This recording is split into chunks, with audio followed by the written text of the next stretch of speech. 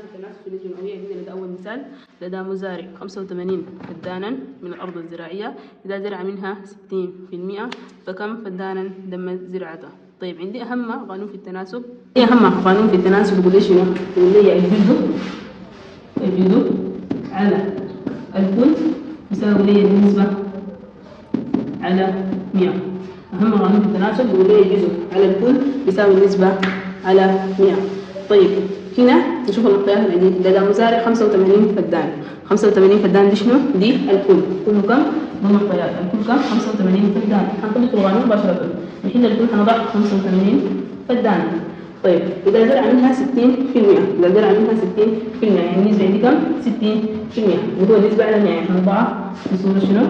نسبة على 100. طيب فكم فدان تم زراعته؟ عايزين الجزء، نطبق في القانون مباشرة. الجزء ما مدينا حنحط سين، الكل 85 حنحطها النسبة على 100، مديني النسبة 60 حقسمها على 100، 60 على 100. طيب عشان اجيب قيمة السين اعمل شنو؟ اضرب ضرب تبادل، اللي هو حقول 100 سين في 100 اللي هو ب 100 سين بيساوي لي 85 في 60. اضرب الضرب عادي، خدي 85 وخدي ال 60. الناس عندها مشاكل في الضرب والقسمة، ان شاء الله هنعمل حصص مخصوص للضرب والقسمة. طيب 85 في 60 يساوي كم؟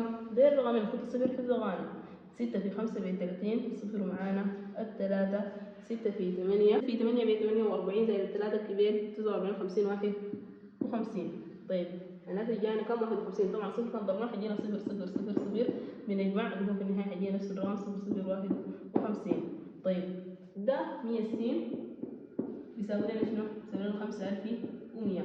ناخذ النصف نقسم على مع 50 اللي هو هنا 100، نقسم على 100، هنا نقسم على 100 اللي هو بناخذ دي مع دي سين، هناخذ صفرين مع صفرين هيساوي لنا 51. إذا سين يساوي لنا كم؟ 51. التناسب بالنسبة المئوية بسيط جدا. لو الزول عرف القانون الجزء على كل يساوي النسبة على 100، أضع الحاجة المطلوبة مني موضع القانون اللي هو المضارع سين وأجيب الناتج. وكل المسائل كده، تقريبا كل المسائل كده، بس في الكتاب يا شباب مدينكم القانون جاهز. أنا يسر عثمان، ده التيك توك حقي، تابعوني. لو في زول عنده سؤال يكتب لي في تعليق. عندي مجموعات في أسوان العقاد وبرضه في تدريس أونلاين.